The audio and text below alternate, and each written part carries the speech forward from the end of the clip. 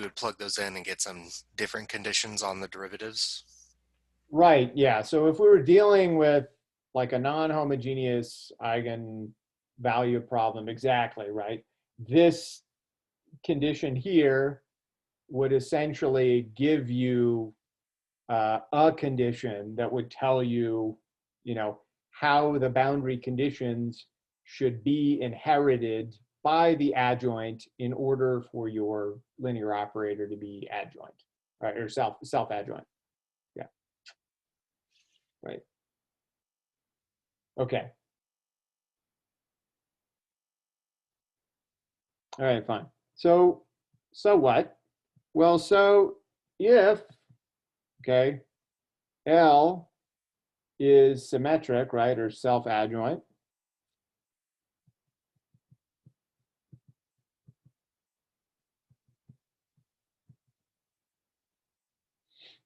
as we just proved it is in a broad set of cases previously, we can say the following thing, okay? First of all eigenvalues lambda of L, okay, are real, okay? So that's good. And second of all, the eigen functions of different eigenvalues, and this is big, are orthogonal, right? So this is, it's convenient because essentially, well, I guess I know there won't be any, temporal oscillations. I'll get basically, temporally monotonic contributions from each of my separated variable solutions. Okay, but this is way more important because essentially it says that, well, I can use orthogonality now to, to take my eigenfunctions and try and build, coefficients to reconstruct functions, as I'll need to do in order to sort of build up solutions. Okay, and so let's prove this. Okay, so let's start with claim 1. Okay, and let's say I have an eigenvalue. Okay, well then an eigenvalue should satisfy this equation, right, for u just not being trivially 0. And also I need that my boundary conditions, right, are satisfied, right? So here's my BCs here, okay? Then, okay, I can learn something about lambda by just writing out the formula for lambda times the norm squared of u, right? So I already know, right, that this is not equal to 0 because u is not just trivially 0. So I can write this as, well, assuming that it's C2, for instance, I guess, right? Let me just add that caveat here, right? So that I don't have any funny business where it's just like, u is a bunch of, non-zero points, but it doesn't integrate to 0. Okay. So, so then in that case,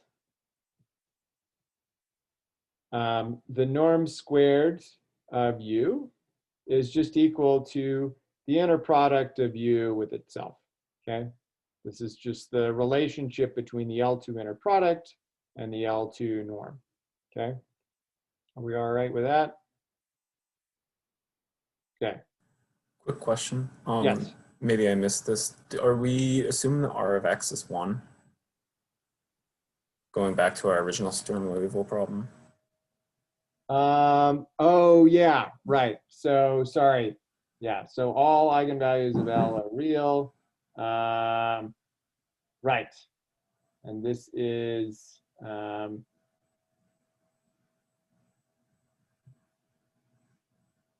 Right. I'm just dealing with the R is equivalently one case. I skipped over that. I should have alluded to that. Thanks, Kyle. Okay. So yeah. So this case is the easier one to prove. We'll prove this case. The R non-trivial case is harder to prove, but I can point you to that proof. Okay. So fine. So essentially, lambda times the norm squared, right? This is equal to the inner product of u with itself. Okay. I can just pull a scalar into this inner product, right? Using the fact that this is an eigenvalue, I can rewrite this as just LU inner product with U. I can use the fact that L is self-adjoint now to write that U LU inner product is equal to that. This is equal to U lambda U. And if I pull this out, remember the second entry in the inner product is conjugated. So once I pull that eigenvalue back out, it's conjugated. So I get lambda conjugate U squared, and I'll just drop the subscript of 2 there. So what does this imply?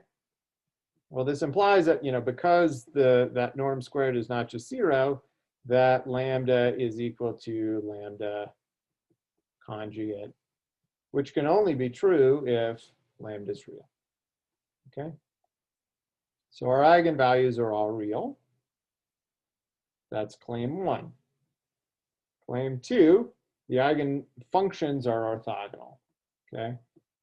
So let's start by supposing that LU is equal to lambda U, and then that LV is equal to UV. That'll be our other eigenvalue. And remember our assumption, right? We said different eigenvalues. So lambda can't be equal to mu in this case. Well, now let's compute the inner product of lambda inner product of U with V. And we're going to show that this thing has to be 0, okay, by a series of equalities. So first of all, we pull the eigenvalue inside the inner product. This is equal to LUV. Using self-adjointness again, we can write that this is equal to inner product of U LV. This is equal to U mu V, okay? And this is equal to mu UV, right? Because U is real, so it doesn't, need to worry about the conjugate. So what does this imply? This implies that lambda minus mu UV is equal to 0. Well, we know that lambda and mu are not equal to each other, so that thing can't be 0. So the only possibility is that U and V's inner product is 0, okay, which suggests that they're orthogonal, right? So that checks out with our second claim, okay? So, so in general, right, we have a set of eigenfunctions. It's orthogonal. We have not proved completeness yet, so we don't know that we can build any function, but we do have this nice orthogonality property that allows us to extract the coefficients by taking inner products of sort of unknown functions with these eigenfunctions. Okay. So Zach? yeah.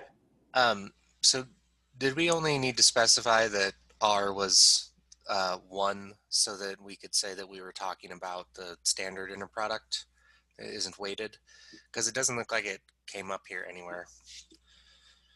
Yeah, right. So So could we yeah, just, essentially the extension would be that, exactly. So if this is non-zero, then you have to define a weighted inner product. In this case, that's weighted by R. And then I think you can kind of carry the proof through. okay, so if we had that L was self-adjoint under some inner product, then all of this would just fall through. Right, exactly. Yeah. Yep. Okay. All right. So so all the eigenvalues are real in this case. Okay. But can we make an even stronger statement than this on the eigenvalues? So if you remember on Friday, the problem that we were really concerned with was what is the sign of the eigenvalues that we're dealing with, right? Remember that when you're constructing solutions to PDEs, right? Like something like the heat or the wave equation, you're gonna have, you know, time-dependent PDEs. You might like to know whether your solutions are bounded or not. And that's going to follow from the sign of the eigenvalues that you can possibly get, right, from your operator and your boundary conditions. Okay, so we might like to know when are the eigenvalues just non-negative, right? So that we shouldn't expect any growth, right? So you might say, wait, non-negative, that's a positive, you know, could have positive eigenvalues. But remember when we constructed the time-dependent functions for the heat equation, we were taking the negative of those eigenvalues. So negative of a positive, negative, okay. All right, so let's again go back to this. Suppose, right, that we have LU, and this is equal to lambda U. Again, this is the case of R is just equivalently 1. And let's say that we compute lambda norm of U squared is equal to LU U. We integrate by parts, right? And we get minus P U prime U evaluated between A and B. Okay, let's take